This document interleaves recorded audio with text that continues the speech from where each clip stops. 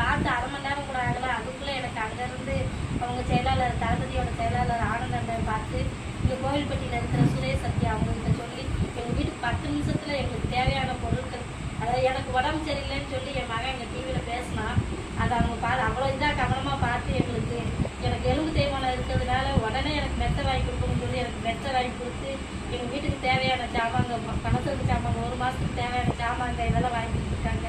என் மகன் படிக்கிறதுக்கு 3 வருஷத்துக்கு தேவையான காலேஜ் அவன் படித்து முடிக்க தம்பி நாங்களே பார்த்துக்கணும்னு சொல்லி எங்களுக்கு ரொம்ப சப்போர்ட் பண்ணுறாங்க. அவங்களுக்கு ரொம்ப நன்றி. தளபதி சாருக்கு ரொம்ப நன்றி.